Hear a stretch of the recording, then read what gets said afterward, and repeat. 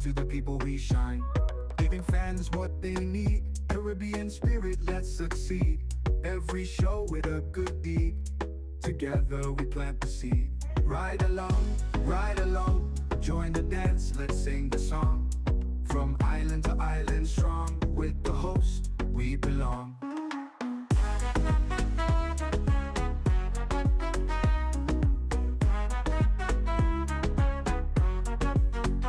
Energy high, heart so bright. Yeah, la la la la la. What boy? Yeah, what boy? What boy?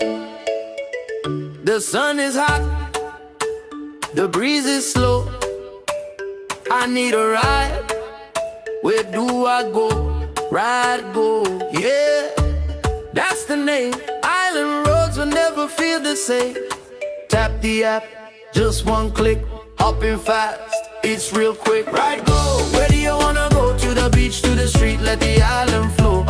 Ride go. The good vibe show, fastest growing ride, everybody know. Ride go. Where do you wanna go? To the beach, to the street, let the island flow. Ride go. Let the good vibe show, fastest growing ride, everybody know. Where do you want to go? Are you a progressive young leader, a proactive emerging executive, a rising professional? Then you need appropriate cover for your vehicle. Introducing the Pro Motor Plan from Beacon. Car insurance that includes free loss of use, windscreen cover up to $3,500, free special perils, free accident forgiveness. Get Beacon's Pro Motor Plan today. Don't procrastinate. Call Beacon today at 440-4447 or visit beacongrenada.com. Just have to watch me sweat. See that? It is hot. It is hot. Very hot. Rachel, you right? Yes. All right, guys. So today we have a very important story that I needed to share a while ago, right?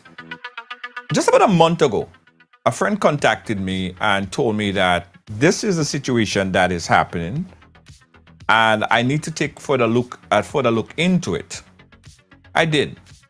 I got a second call from someone else from Canada who said to me, Junior, I heard a story in Canada and it named a person from your country, and I think you should take a closer look into it and do what you can to build some awareness for this particular story. I got a third and a fourth, and today I got a fifth. Now, throughout this whole calls, I've been trying to communicate with a close family member that could come on and share this story, right? But it just so happened that I got a call today from that family member, and I think it was important that we cancel everything else that needed to be spoken about today and bring this family member on so we could understand what is happening. Serious, serious, serious things. But I want everybody to hear the story. I want everybody, everywhere to hear the story. So here's what I want you to do for me right now, guys. I want you to click that button, that share button, or just click @followers, @followers. I'll do it on my end as well. @followers. And when you click @followers, all your friends, everyone that follows you get that notification. All right? Because you know what we do with that ride along, right? You know what we do with that ride along. We pay it forward. So let me go and share. Let me share here. I want to share it and tag a few friends as well. I want to tag everybody. Everybody. Thank you. Thank you for the star. I just got some stars. Thank you for giving us the stars. We appreciate that. Laura, thank you so much. Lenora Augustine, thank you for the 90 stars. I really appreciate that for the stars. Veronica Sandy, thank you for the @followers. Jennifer, thank you for @followers. It's important that we get this out far and wide. Lenora, thanks again for the followers. We need to get this out far and wide. Now, we are different from many other platforms. We are the voice of the people. We are the people who listens to the story. As we said from day one, everyone has a story to tell. All right? And it's important that you, more than you, right? Because then you get the information. and we're able to do something with the information. Lydia Louison, thank you so much. Janelle, and Louis, thank you so much for the follow as well. We appreciate you.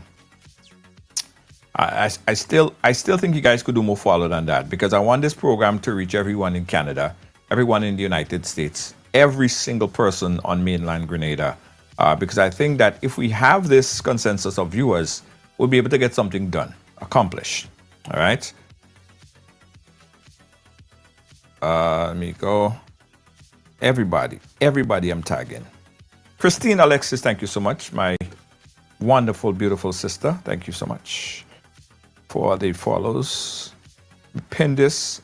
When I tell you guys I'm serious about this today, I want you guys, if you never shared the program before, I want you to do it today. Jill Bihari, how are you doing? Thank you so much for the follow. Janet Mark, thank you so much as well. It's important, guys. It's important. I'm really begging you for the share today.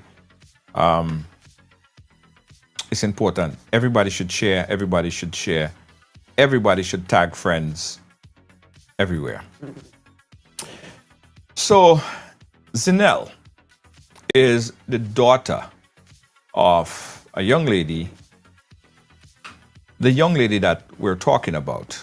We had so much updates and calls, and miraculously today, the family contacted us to shine some light on this particular story. So I'm happy to bring on the platform today the daughter, Zinel. Zinel, let me unmute you. Zinel, how are you doing today? Hi, I'm doing well. How are you? I am doing good, but I think I'm doing a lot better that I got in contact with you, or a family member contacted me and then joined the call with you so that we could kind of Right. understand what's really happening here. So I'm going to give you the opportunity to tell us the full story, Zinel. And we're just going to ask some questions at the end, but I want to listen to you. I want to listen Sure. to you, understand what the issue is. So take us back from the beginning.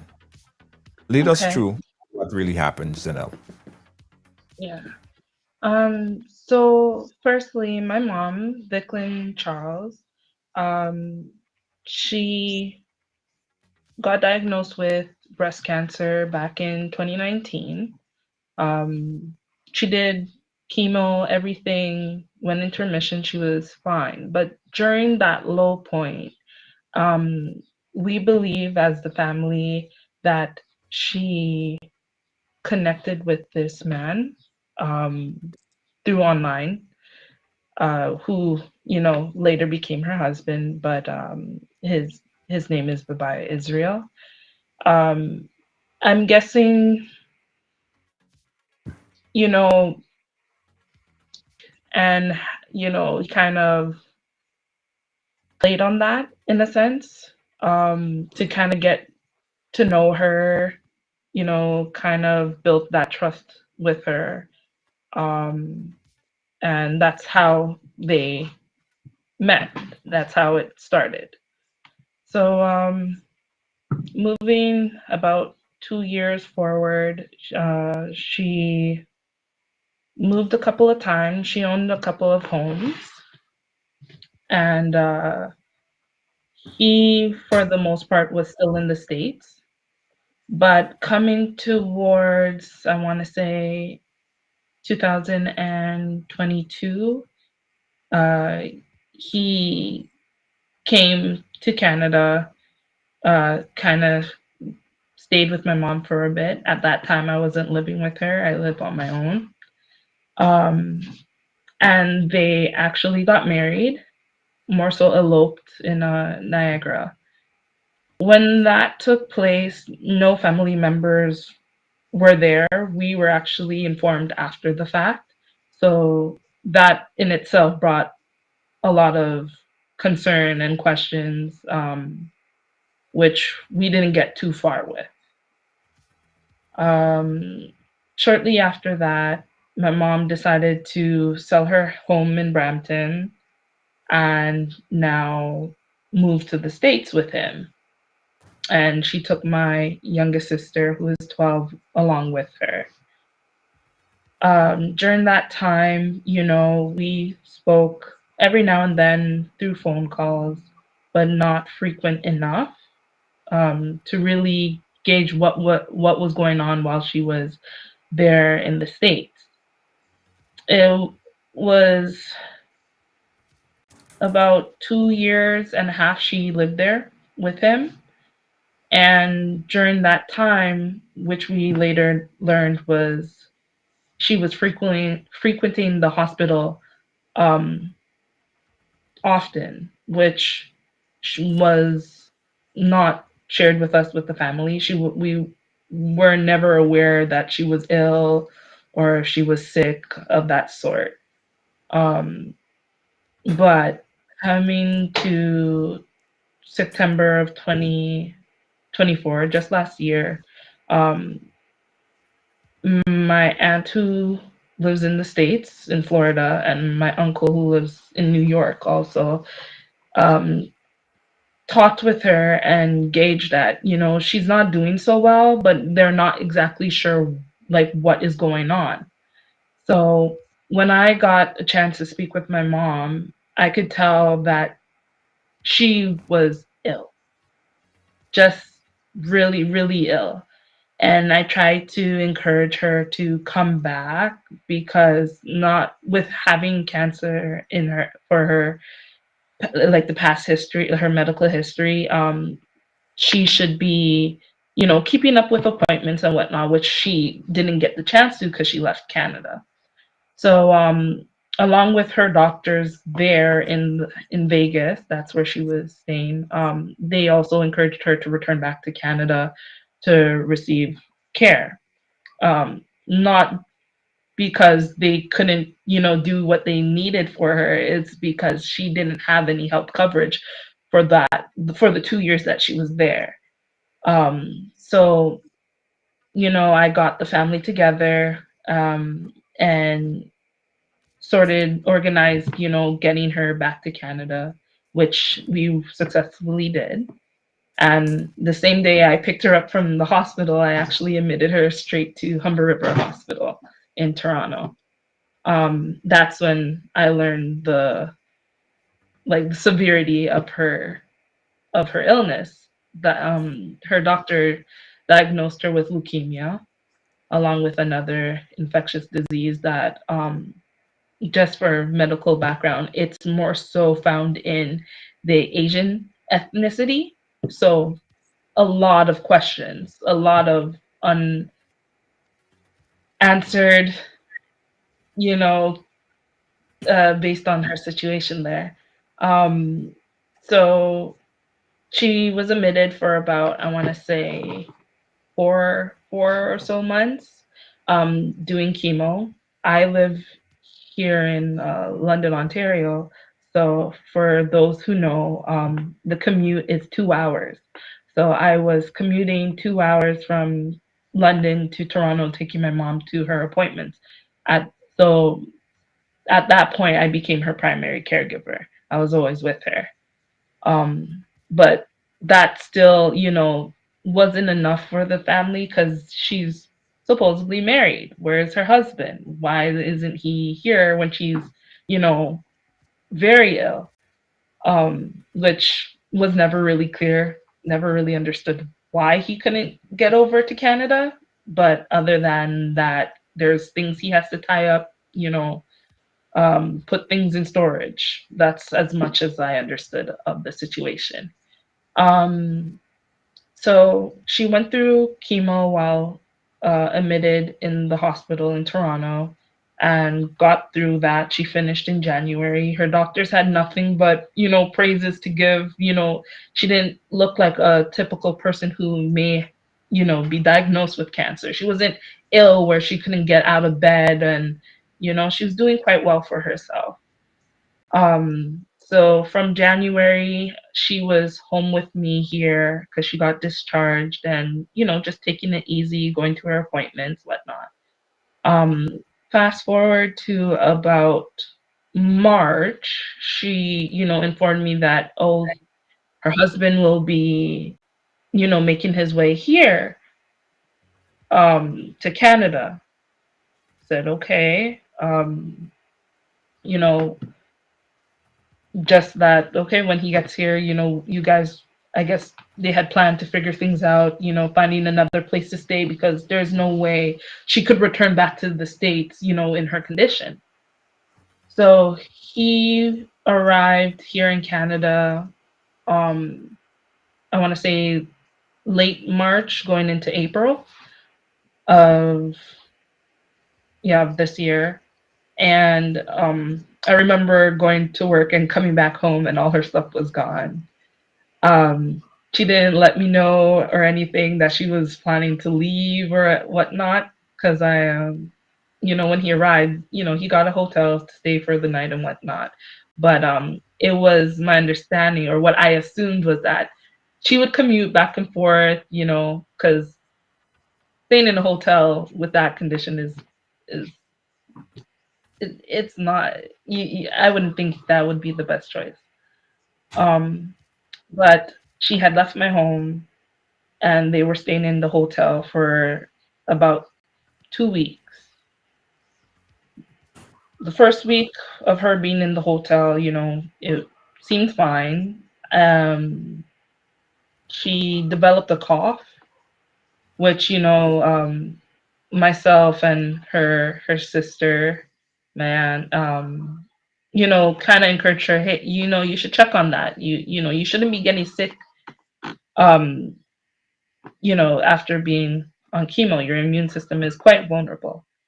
Um, but she never really had that urgency that I've seen her before have with her health to get it checked out.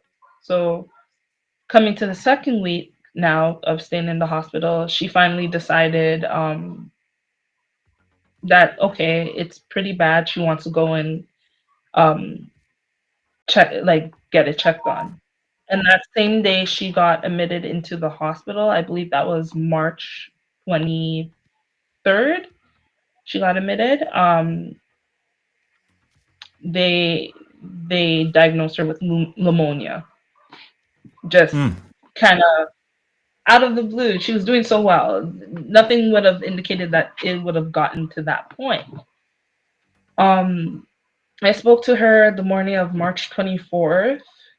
I had plans to visit her in the hospital and grab anything, she needed. And she sounded fine, nothing that would raise any concerns. But I believe once it turned about 10 or so in the 10, because I spoke to her quite early. So by noon, I got calls from my elder sister saying, you need to get to the hospital really fast. It's not looking well. They assumed that she had a stroke. So I All right, rushed so over let's to the take a pin hospital. there. Let's take a pin right there. A lot Mhm. said, and I want to take it kind of slow so the audience get a good appreciation and understanding of the full story. All right. So we'll Right, pick up back from there. But I want to ask you a quick question, right, as it relates right. to the type of relationship you had with your mom. Because you said earlier that, you know, initially the relationship was such that they was not married, but they, he said that they was married. And when they did Yeah, actually get married, they eloped. They went and they ran away and got married. I mean, she's, of course, old enough to do that. right. What was the relationship with you and your mom? Me and my mom was we were close. Like, one thing I can say that we bonded over is our um our profession, because my mom was a nurse. You know, Okay. she when I while I was in elementary school, she was actually studying to get her nursing license. And when I Yes. went into high school, that's when she got it. So we were quite close. We bonded over our, interest in medicine and whatnot. Which is why she had, full trust in me taking that role in being her caregiver. I Right. didn't have to, look for, any outsourced caregiver to, be there for my mom. I took the time off and took care of my mom. Right. So the relationship was good. The relationship was good. Yeah. The relationship was good. We talk and stuff like that.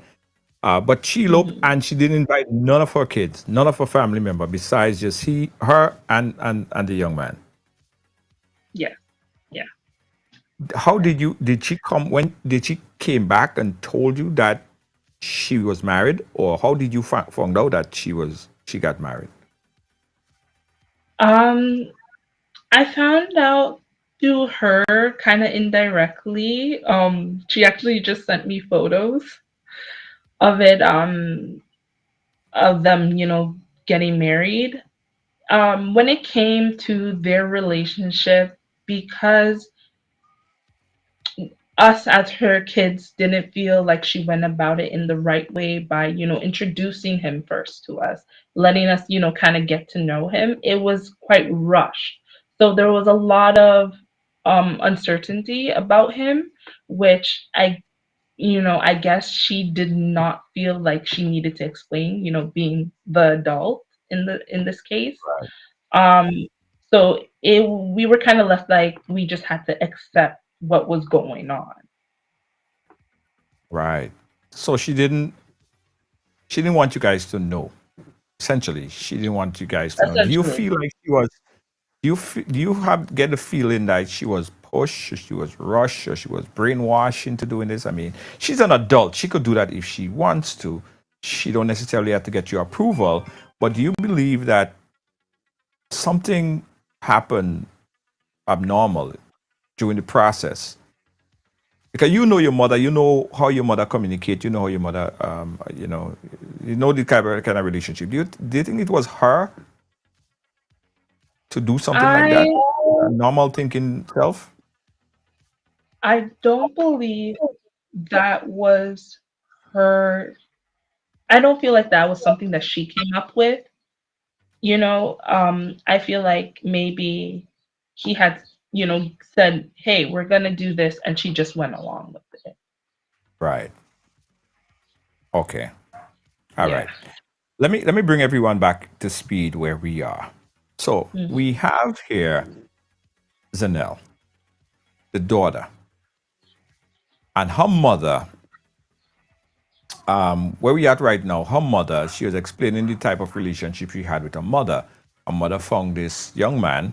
She lived in the United States for quite a while, back and forth. And she's from Canada. Well, she originally from Grenada, but she lived in Canada for quite a long time. And she met this guy. She was in Canada. She was diagnosed with cancer. She was back and forth in Canada, and we got to the point where her mother came back to Canada to seek medical attention because she was diagnosed with leukemia, right?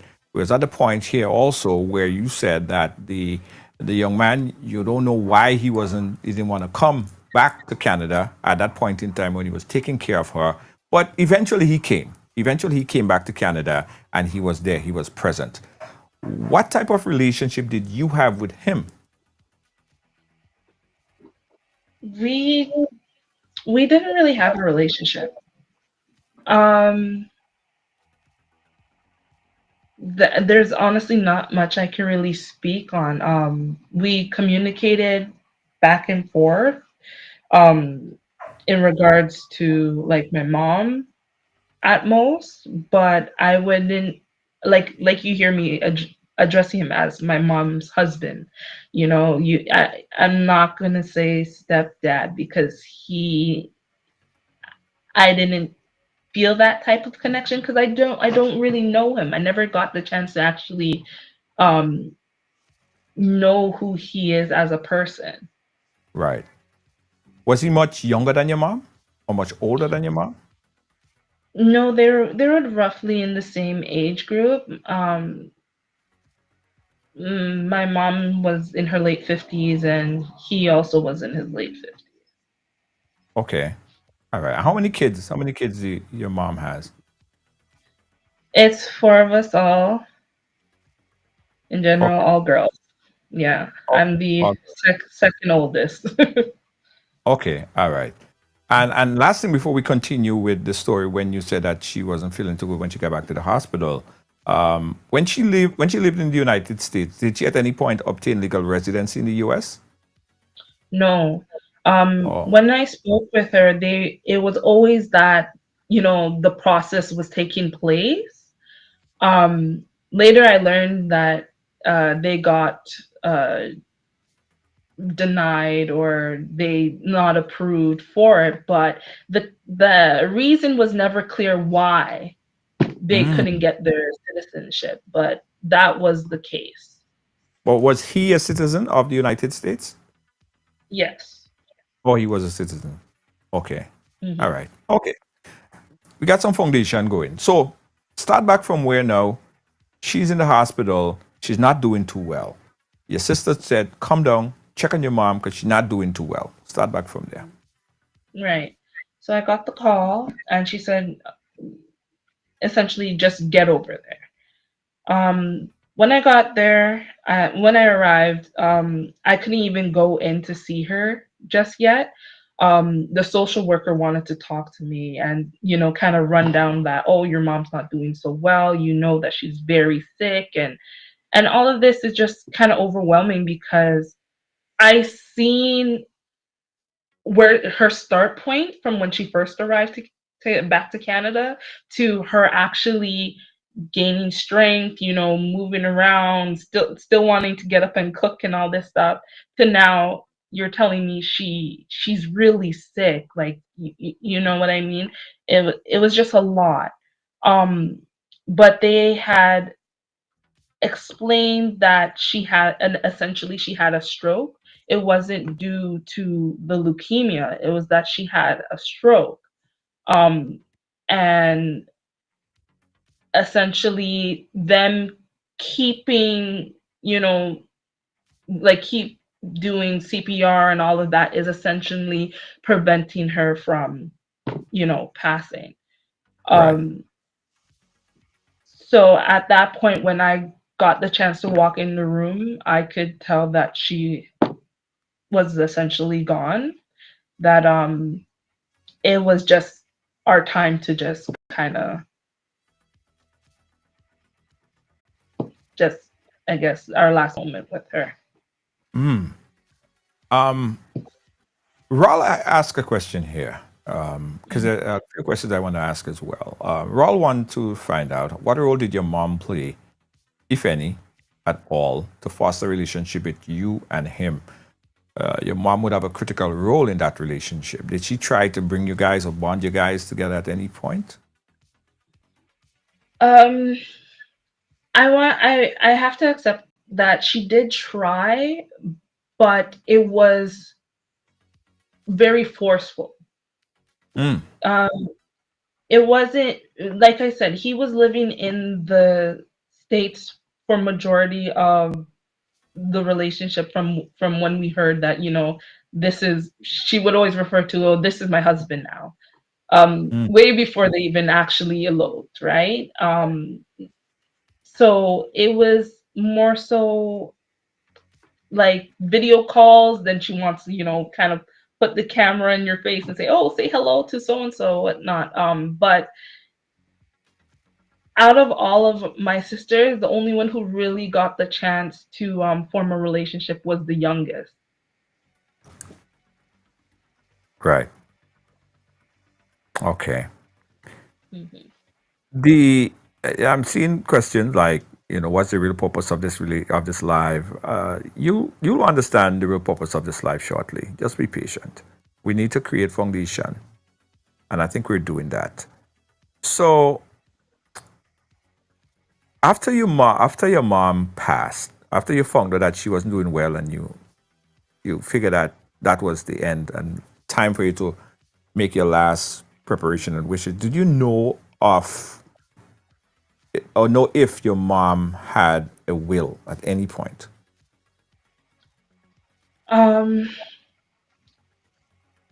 I want to say that when my mom had her insurance policy done, it is my belief that she would have had a will. Um, but I guess the issue is, where would that will be, Hmm. right? Like I said, my mom and all with all of us, her girls, we're close, but she did not disclose that much with us in terms of, her last wishes, where to find things. So that's why we're kind of left in a blunder here. Right. Right. Um,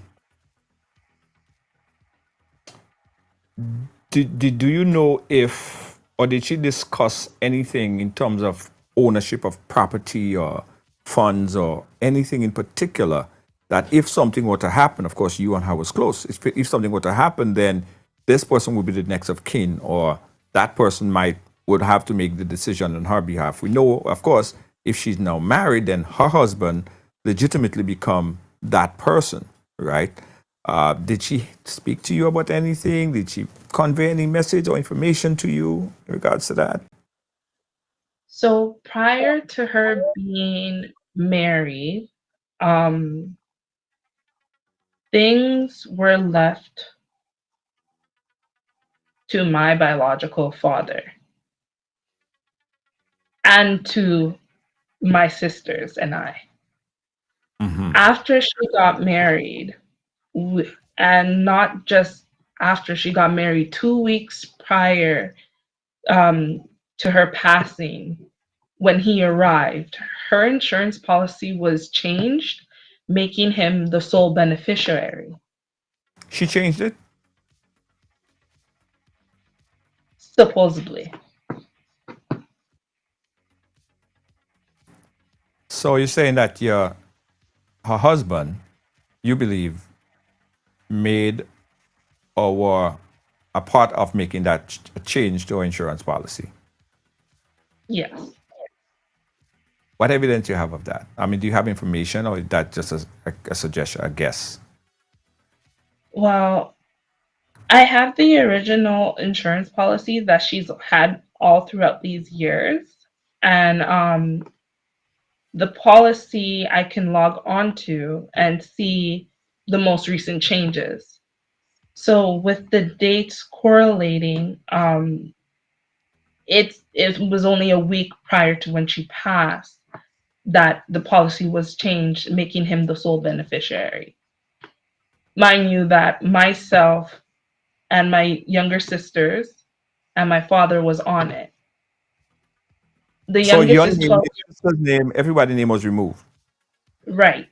And the youngest is 12 years old.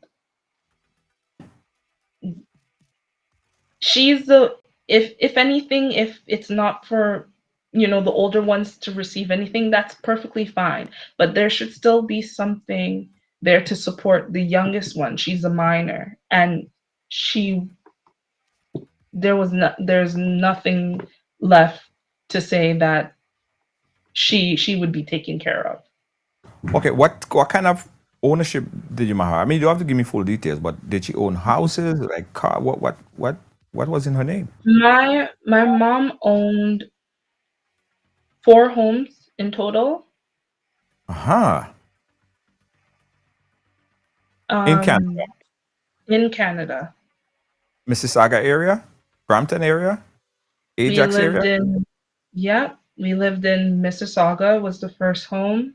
Second home was in Ajax. The third home was in Dundalk. And then the fourth home was in Brampton. Wow. And just for the folks who don't know those areas, a home in Mississauga right now, average value of about 1.5 million. You can't find anything below that in Mississauga. Houses are very rare. I mean, I know the area very, very well. Brampton, Mississauga area, Ajax, I know the area very well. Highly developed area, everything inconvenient. So I know the property value in those places are 1.5 million up. It's very unlikely you get something under 1.5 mil or 1 mil. So she owned 4 of those houses and nothing was left. What about the signature on that document? Does the signature correspond? I have my own suspicions based on when I've compared the signature. Um, and you know, you can argue the fact that she wasn't well. Maybe she didn't have the strength during coming to the last 2 weeks there. But I would definitely question the signature that was there on the policy. Interesting. Now, folks are asking this question, so I'm going to ask you: what was the reason for death? Did you get an autopsy? Was that conclusive of the information that you Right. received? So, while in the room, I requested a full autopsy to be done. Um, just just because everything happened so suddenly. Mm-hmm. And the autopsy report that we received back was that the death was due to hypoxia, which mm, in layman's term means lack of oxygen. So, lack Lack of of. oxygen, Okay. yeah, lack of oxygen. Was an investigation done? So, in terms of investigating, for us to do that, we would have to now pay out of our own pockets, which the family definitely would love to do. But unfortunately, the financial hardship now that we face with you getting her buried, it takes more priority. Right. I understand. It's a lot. It's a lot happening. I hope you guys are listening to this because, to me, there are a lot of inconsistencies, and you heard it. You even said it yourself. The removal from the insurance policy, the fact that your mom owned so much, all of those things, very inconsistent. But again, it could be just she was just madly in love with a person. She fell in love. She's old enough to do that. And she decided that she would legitimately sign everything that she owned under the sun, the stars, the moon, and the universe over to her husband. She had the right to do that. So everything else would just be suspicion. We're just suspecting of probably because we don't have the full evidence. But we'll get to that part. So your mom passed away. What role did her husband played immediately after you found out that she died? Um, with all honesty, not much. He was, from what some may view as distraught, um, just kind of secluding himself. I was the one to start making the phone calls to funeral homes, um, getting quotes, trying to organize certain things, which I had to, of course, work with him in for financial reasons. And most of the time, the response I'd get back is, whatever you guys choose, just let me know. Okay. So, I went ahead and made appointments with funeral homes to get everything started. But every time I made 2 steps forward, I would have to take one back because he would end up going to the funeral home saying, well, I'm in the area to try and finalize everything without having, her daughters included. Um, and I'm Whoa, whoa, only finding out. whoa. He wanted to set it up without having you guys included. That's what you said. Yeah, yeah. Strange.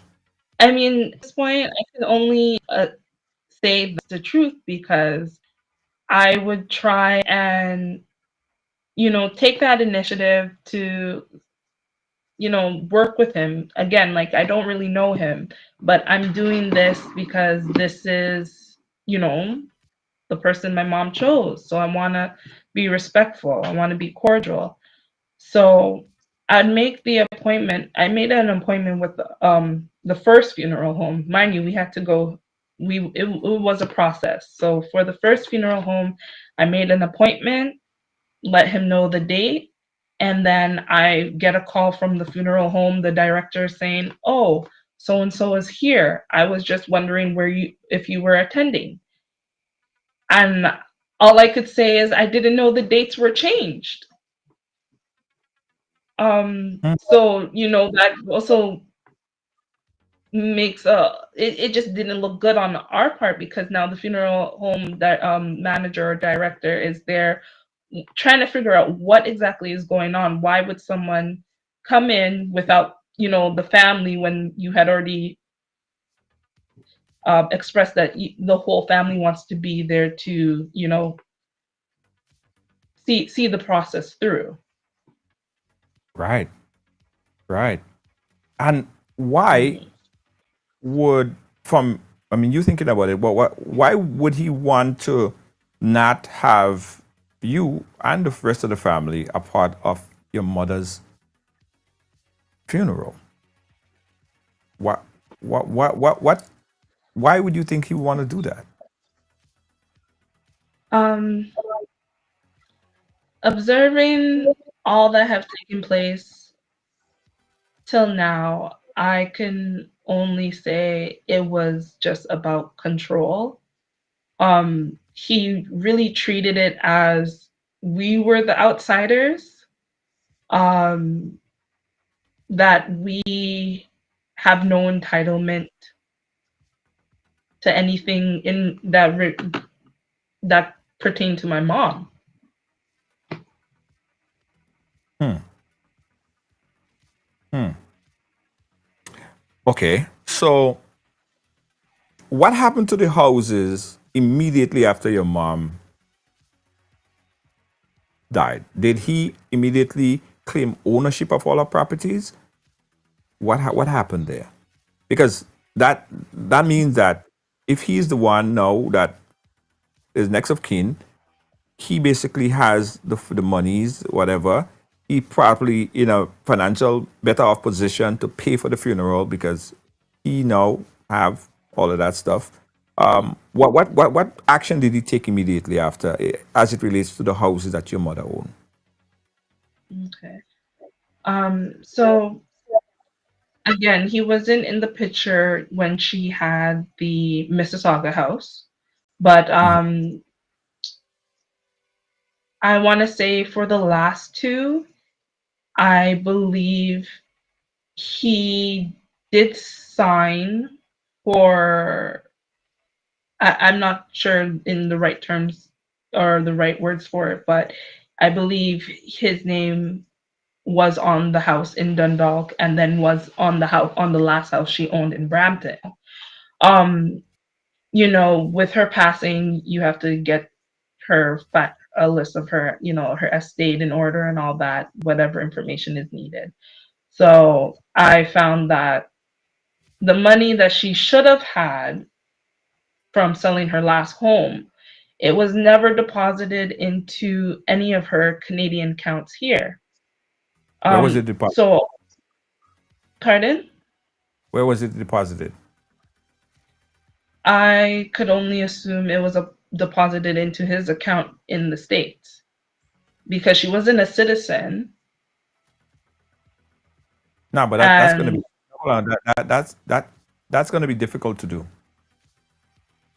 Um, that's going to be difficult to do for that money to be transferred into his account in the United States. That mhm, that that can't just happen like that. I mean, I'm no lawyer, I'm no real estate agent, mhm, but in order for that money to transfer, there it's a process.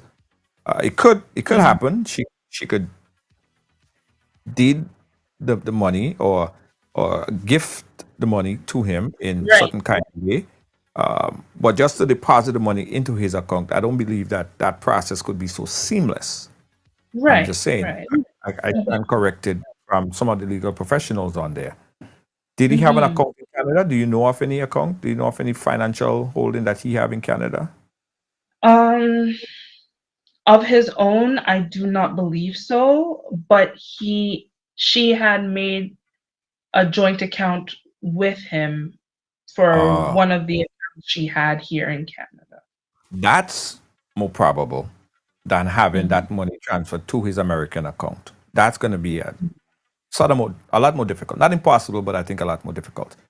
So it's quite Mhm. possible that he acquired her bank account information in Canada that he had joint connection to, so he could have obtained that very easily, Right, right? right.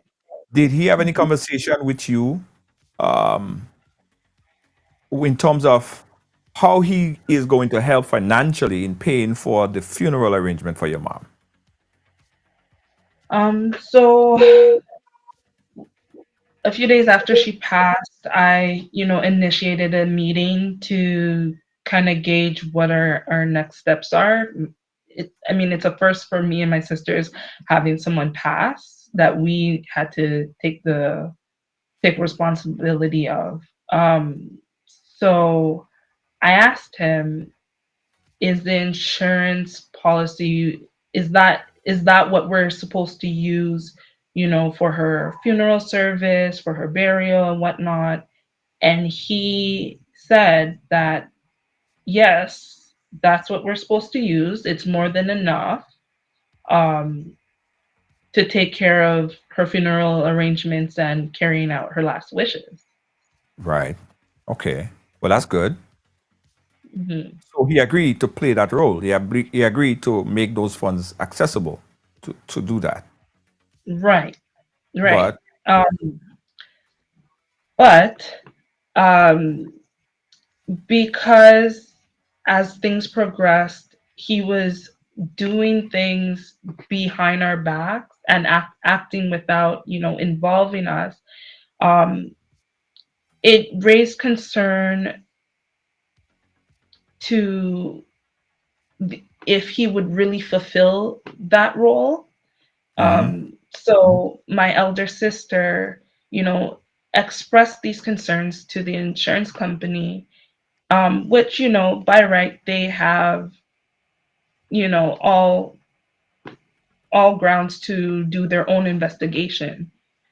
yes, So with doing that, they had put out a notice that they're not going to send out any, um, any check until they complete that process, which is fine. There's not much we can do. So now my aunts and uncles spoke to him and said, well, with her house being sold, that money that she has there should be enough to now cover the expenses. So, in the sense that we shouldn't have to worry. Um, but he answered saying that when when they got married, everything she owns is is his. That we the family have no business asking or inquiring about it. mhm, mhm. So at present, a lot changed because it's been over 3 months or so. Yes. Your mom passed. Mhm. So yes, he did say that the money would be sufficient, more than sufficient, to cover the expenses of the burial. But your mom has been laying there at the funeral home for over 3 months, and she still has not been buried. What's the problem? Um, mm, right now, it's just me and my sisters kind of putting together what we have financially to see what we can do. But because he said that he does not want to give up his rights as next of kin, the funeral home at a point wasn't allowed to disclose the total of the cost um, to for us to pay for it But because he had this. he said that he would have paid for it. He said that the money that he is next of kin to, her money, would be sufficient and adequate. Why isn't he paying for it? Why isn't that not happening? Because he decided that from when the insurance company decided that they won't send out any money, um, that we caused we're the one who caused Oh, the burial to be delayed. I got you. Understood. Everyone is asking where is the guy from? What country is he from? It's not like it makes a difference, but everybody's interested to know where he's from. Um, uh, he says that he was born in Alaska. He was Alaskan. Okay, Hmm. he was born in Alaska. Okay, and your mom, who Yes, we have a picture of her right here, she is Grenadian. yes, she is. She was what part of Grenada she was born? You know, St. George. St. George. She was born in St. George. So it's been 3 months. Your mom has been at the funeral home, unable to be laid to rest. The funeral home calling you guys and saying, "Well, if you don't deal with this situation sooner, then it will have to go back to the state in order for Right. them to bury her." Right. Because he had said that he was making monthly payments Uh, towards the remaining balance. But when we got in contact with the funeral home, they shared with us that no, they've been trying to get in contact with him. Um, because we knew as a family, we knew that he had left Canada and returned back to the States. Ultimately, he also remarried, which of course came as a surprise. wait, hold on. How long ago your mom died? She passed March 24th. March 24th of this year? Yes, And when did he get married? Remarried? it was 2 months after, so April in May. Wow. Okay. Yeah. Okay. So what did he take himself out of the equation now? From the funeral home trying to reach out to him, they did get a response, but it just turned into just an argument. And he said that if we, her daughters, are willing to do it, just let us do it. And that's where he left it. So he's not interested in paying, spending, assisting financially, nothing, so that your No, mom would have a funeral. no.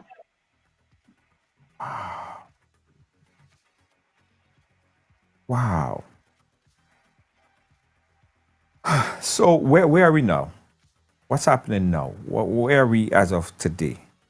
As of As it relates to today, the funeral. as of today, mm, my sisters and I created a GoFundMe because Uh-huh. ultimately we do not have the means to take on the remaining balance from the funeral home on our own. Um, extended family is doing what they can, because they're not here in Canada, but they're doing what they can to support us. But we've created a GoFundMe to gain some financial support and donations that I've since received our first payment, and I've paid that towards the funeral home. Because lucky enough, the funeral home was kind enough to say that since we've been transparent with our situation, they'll see what they can do on their end and work with us to get my mother buried. Because like like I said, it's going on like 4 months now. Because March, and she's still there at the funeral home. Wow. This is a very, very, very sad story. And I could understand your frustration. I could understand the rest of your family, your sister's frustration, because your mom lived such a positive life and she were able to acquire so much, came from Grenada and worked to acquire 4 houses and do everything right, and Right. now she's at a funeral home with inadequate amount of money to even get buried. Exactly. Exactly. That that's what we're, struggling with, because in no way does she deserve this. She worked too hard, to provide me and my sisters the things that she lacked when she grew up. So I'm sorry, I don't want to cry, I know. but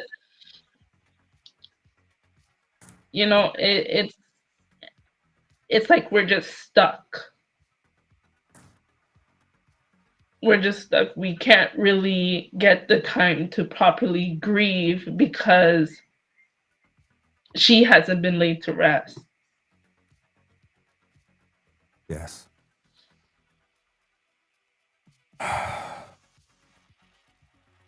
Do you still have a contact number uh um for the gentleman that she married? We do.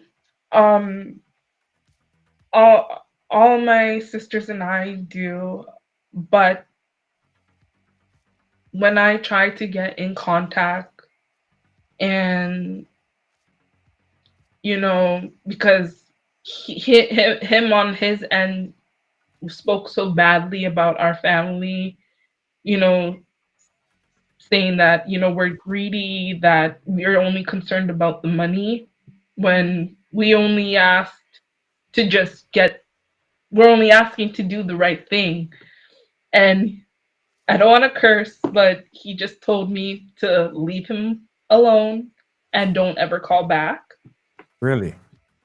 Yeah. And when my other sisters tried, he just blocked each and every one of us, along with my aunts and uncles, who at the time was able to contact him, and said ultimately just leave him alone. He doesn't want any part.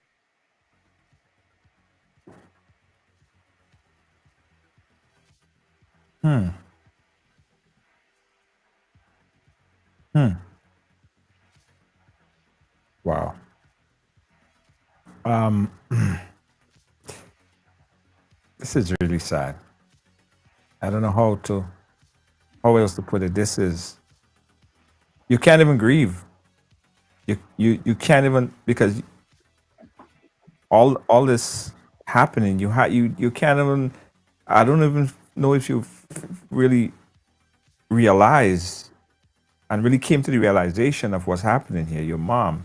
You know, your mom passed away, and you just wanting a smooth process throughout, and you can't even have that because the person who came into her life, that you claim that she loved, she married, now wants absolutely no part of just helping with the process, so that you could grieve and then you could remember your mom in whatever way. You can't even do that.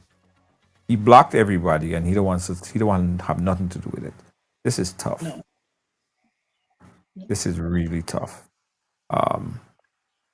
So right now, guys, we have a GoFundMe page, right? The GoFundMe page, I just put the GoFundMe link in the chat. I'm gonna donate something to the GoFundMe as well. This is to help to facilitate the process for your mom. And after that process is complete, I think that you should even seek out a pro bono lawyer Hmm. to investigate what's happening here, because this smells kind of funny to me. Yeah. Based on Yeah. what you're telling me, I always know that there are multiple sides of the story. I may get in contact with the guy tomorrow, and he might tell me a totally different side of the story. We understand Mhm. how this thing goes.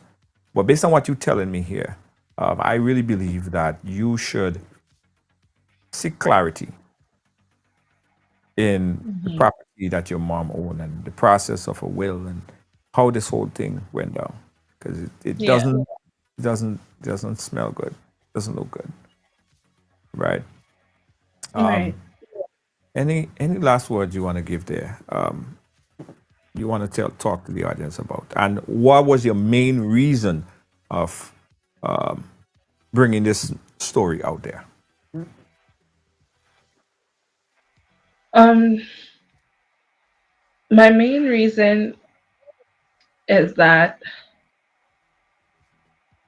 you have to be careful who you speak to when you're when you're in a vulnerable place, Yeah. because there's a lot of people who prey on that and they think they can use that to their advantage. Um, to get a hold of you, for you to let them in and trust them. Um, in no way did I think I would lose my mom at 50, 57, I believe. 57. Um, it's it's just hard because I now have the responsibility of watching over my younger sister who's 12. And I'm I'm even trying to figure out how to do that for and now not necessarily replace my mom, but be be uh, the portion or half of what of the mother that she was to us, you know. Um, but I thank you for, listening, and even if it's just to share the story, that's that's more than enough. I just don't want another woman, especially, to go through something like this, because I know it's speculation. I know there's a lot of questions that are not answered, Yes. and it's still a process that we're going to be going through as a family. But there's definitely most and foremost, definitely what takes priority is to make sure she is buried. Yes. That that's the hardest part, really and truly, is that she's not buried. Yes. Yes. Yes. All right. Again, we're gonna do our part. This is not just you coming on and share your story. We're gonna reach out to our writers and see how we could assist and facilitate in the process of getting your mom at least buried. And then I Hmm. have a few after that process is complete. I have a few lawyer friends in Canada. I'll put you in contact with. And then after that process, we could look at everything else in relation to the bill Hmm. and everything else going forward. Thank But you. thank you so much for sharing your story here with us. And thanks to you and your sister. I think it's your aunt that called me earlier for making that connection. Yes. All right. And Hmm. we'll keep in touch. All right. All All right. right. Thank you so much. No problem. Yeah.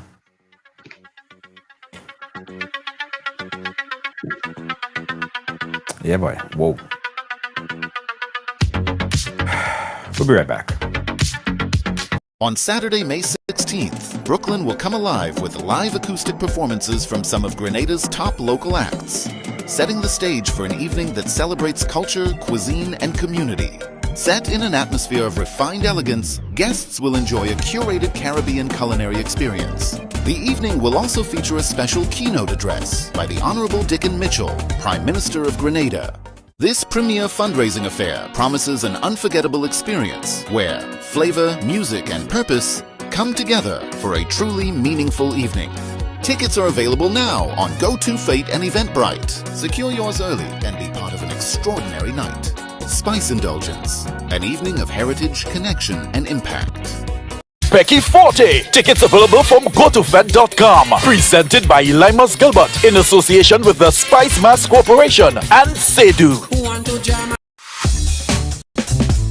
Hi, I want $10 on Playway, $20 backup on Pick 3, and cash for each, please. Okay, are you adding multi-X to your bet? Yes, multi-X, all of them. Smart! Best value bet. Backup and multi-X. You cannot go wrong. Don't matter the bet, multi-X all of the daily games. With multi-X added, your winnings can be multiplied 3 times, 5 times, even 7 times. So make it a rule. Add multi-X to all your Playway, daily pick 3, and daily cash for bets every day and for every drop, and watch your money grow. Available at stores and online. You heard it here. Multiply your winnings daily. Must be 18 or older to play. NLA, making your dreams come true.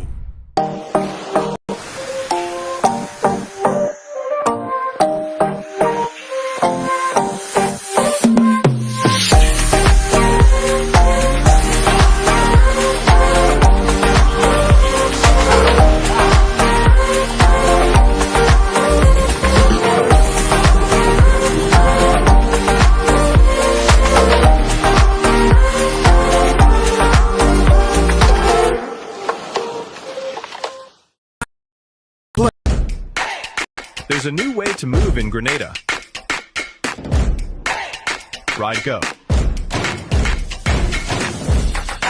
Ride Go is here.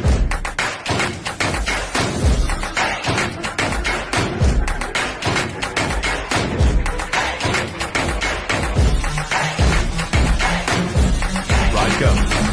Where do you want to go? Are you a progressive young leader, a proactive emerging executive, a rising professional? Then you need appropriate cover for your vehicle. Introducing the Pro Motor Plan from Beacon. Car insurance that includes free loss of use, windscreen cover up to $3,500, free special perils, free accident forgiveness. Get Beacon's Pro Motor Plan today. Don't procrastinate. Call Beacon today at 440-4447 or visit beacongrenada.com. The sun is hot, the breeze is low. I need a ride. Where do I go? Ride Go, yeah. That's the name. Island roads will never feel the same. Tap the app, just one click, hopping fast. It's real quick. Ride Go, where you wanna go? To the beach, to the street, let the island flow. Ride Go, let the good vibes show. Fastest growing ride, everybody know. Tuk-tuk now available on Ride Go. Book now. Try the view. Look, no wings fly. This is Ariza, your financial freedom, your future. Thanks again for joining us here on the Ride Along Live. Guys, we're going to do our part in seeing that the family put their mother to rest. We ask and we beg if you could do your part as well by making a small donation. I know we're saying, well, he has a responsibility. Right now, he don't want to live up to his responsibility. So instead of sitting there and pointing fingers what he should do, I'm sure that the family will have their day to make the wrong right. But for now, family just need to see the mother get buried at this point in time. Everything else will follow.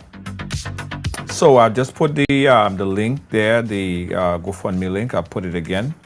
If anyone could make a donation, a quick $5 or $10 donation, whatever it is, it would be very helpful to just fulfilling the process. All right. That's what we do here at Ride Along Live. We are a family, right? And when you have another family member that is going through pain, we try our best to see how we can help. You just alleviate some of the weight off the chest. And that's one thing that would take away 100 pounds off the family chest, just to see that process get completed. All right? Absolutely.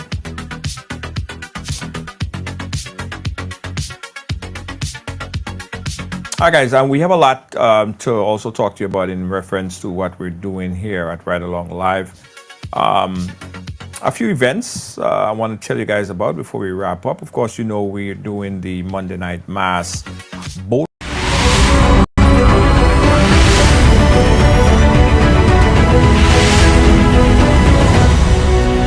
Ride Along Live.